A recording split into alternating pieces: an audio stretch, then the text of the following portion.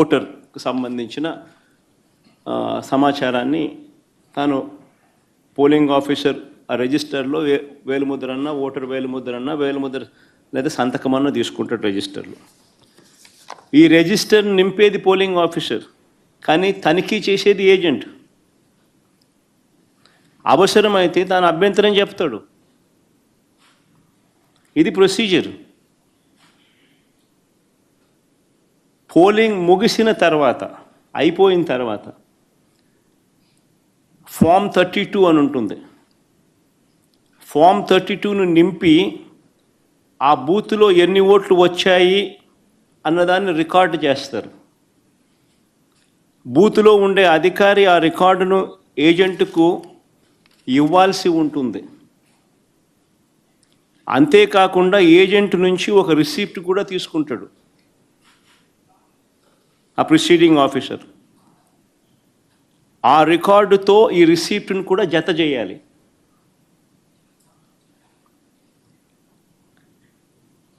ఆ రికార్డును కూడా ధృవీకరించాల్సి ఉంటుంది. ఇది ప్రొసీజర్. బ్యాలెట్ బాక్స్కు సీల్ వేసేటప్పుడు, బ్యాలెట్ బాక్స్కు సీల్ వేసే ప్రక్రియ పూర్తయ్యే వరకు ఏజెంట్ అక్కడే ఉంటాడు. బ్యాలెట్ బాక్స్ సీల్పై కూడా ఏజెంట్ సంతకం చేస్తాడు.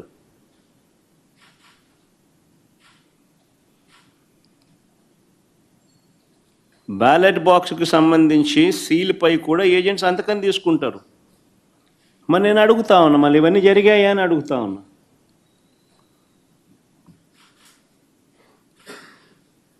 ఇవన్నీ జరిగాయా అని అడుగుతా ఉన్నా. అసలు ఏజెంట్లే లేకుండా చేసి ఎన్నికలు జరిపినప్పుడు దాన్ని ఎన్నికలని ఎలా అంటారని అడుగుతా ఉన్నా.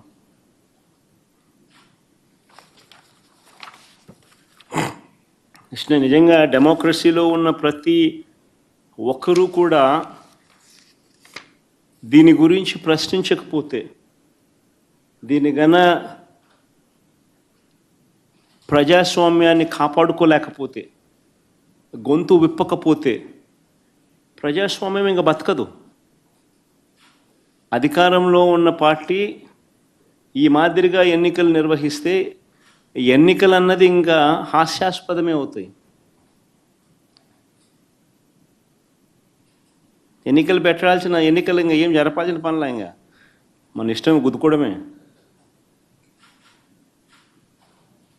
కానీ ఎన్నిక అని చెప్పి చెప్పాల్సిన పని కూడా. రాష్ట్రంలో ముఖ్యమంత్రి స్థానంలో ఉన్న చంద్రబాబు నాయుడు గారు నిజంగా అన్నిటికన్నా బాధ ఆయనతో చేతులు కలిపి అంటగాగుతా ఉన్న తన ఎల్లో మీడియా.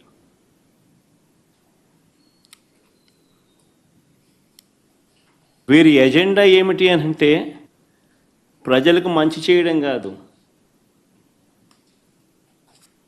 డెమోక్రసీని కాపాడడం కాదు,